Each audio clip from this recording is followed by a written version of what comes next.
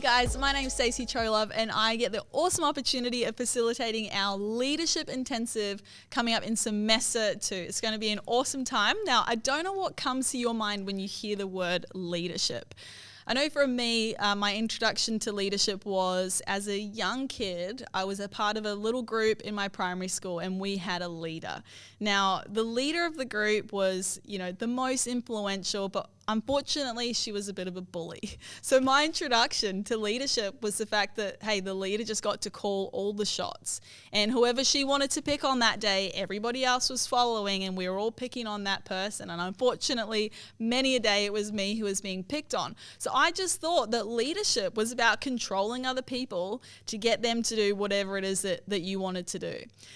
And then at the age of 19, I became a youth pastor and I realized that leadership is not about controlling other people to get them to do whatever ideas that I had in my mind. That leadership, as we'll see from Blackaby, and Blackaby have an amazing book called Spiritual Leadership. They say leadership's actually about moving people onto God's agenda. It's not about our agendas. It's about seeking God's agenda. So I understand that for some of us, we have negative experiences of leadership, just as I had as a kid. But actually, I want us in this intensive to challenge everything that we think we know about leadership and to come to God and say, how do you define leadership? What does spiritual leadership look like according to the Bible? In John chapter 5, verse 19, Jesus says this, I tell you the truth, the Son can do nothing by himself. He does only what he sees the Father doing. Whatever the Father does, the Son also does. And so I'm proposing that perhaps leadership doesn't look like controlling people to do our good ideas. It actually looks like coming to God the Father and saying, what is your plan? And how can I motivate and move other people towards your plan on the earth? And so we're going to leave aside our old wineskins about what we think leadership is, and we're going to move forward into this new day, this new era of Christian leadership, of seeking the Father's will and plan, co-laboring with Christ and walking in the Spirit of God. And so we're going to cover some topics like qualities of a Christian leader, leadership styles, leading yourself, vision, culture, strategic planning, how to build a team, how to develop other leaders, managing God's resources, because that's super important. We're going to talk about stress and burnout and how to avoid those, as well as decision-making, change, and transitions. But just as a teaser, I want to tell you about my 3 favorite leaders from history. Now, there's so many, and I'm sure you have heaps as well in mind, but I want to unpack 3 of my favorite heroes just briefly. The first one is Dietrich Bonhoeffer. So not sure if you've heard about Dietrich Bonhoeffer, but he was born in 1906 in Germany. And he actually pastored in Germany during the Nazi regime.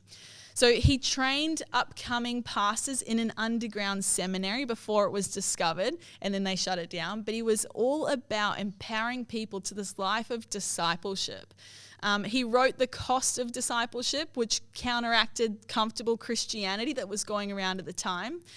He eventually signed up with the German Secret Service and served as a double agent. So while he was traveling around church conferences, he was actually instead helping Jews escape the Nazi oppression.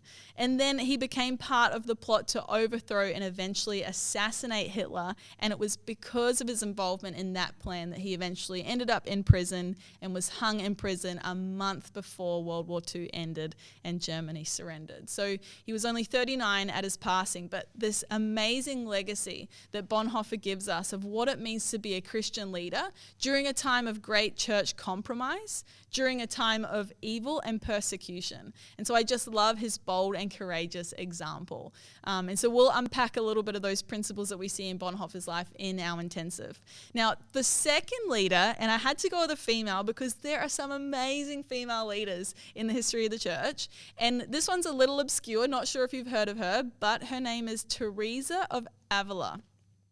So in the year 1515, that might ring a bell for you guys who are aware of the Protestant Reformation. In the year 1515, Teresa was born in central Spain. Now, in 1517, we have Martin Luther nailing his 95 Thesis on the door of the church in Wittenberg, Germany, right? So just 2 years prior to that grand moment in our history, Teresa of Avila was born. At the age of 21, Teresa decided to be a Carmelite nun. So she's part of the Roman Catholic Church at the time.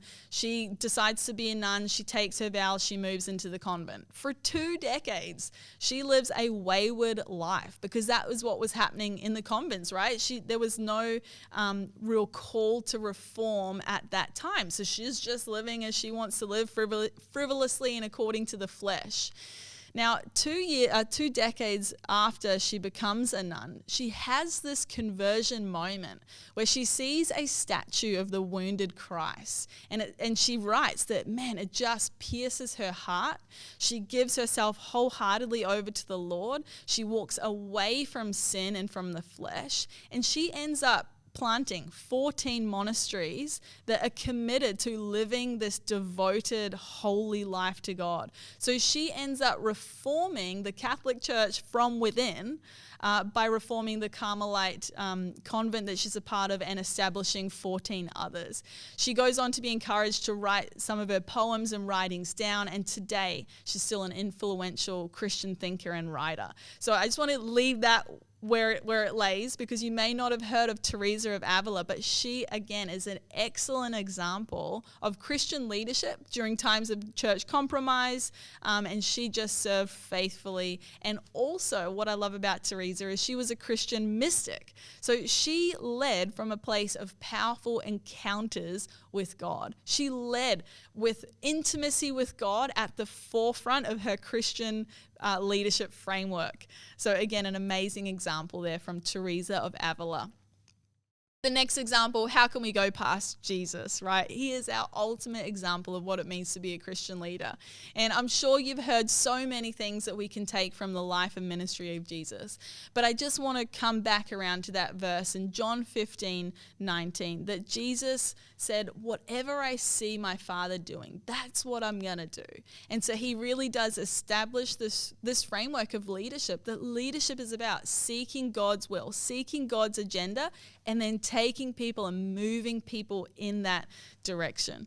So Jesus is our utmost example of Christian leadership. And I want us during this intensive to look at Christ, examine his leadership in order to live and lead like he did, so that 2,000 years after Christ, we can continue this revolution that he begun.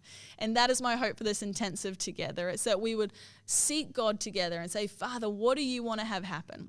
That we would be committed to co-laboring with Christ, and that our leadership would be empowered by the Spirit. And I believe that is the new wineskin of Christian leadership that God is calling us into. It's not about our ideas and controlling people and maximizing strategy. All those things are good and important, but I do believe that the new era of Christian leadership is this Trinitarian model of looking to the Father, hearing his heart for the world, co-laboring with Christ and moving in the Spirit. So I hope you get to join us. It's going to be an awesome time together. Bless you. Thank you for listening to this episode of the CHC School of Ministries podcast. We have a lot of exciting things coming up at SOM this semester, so check out the description for ways that you can get involved, grow yourself, and learn with us over the next few months.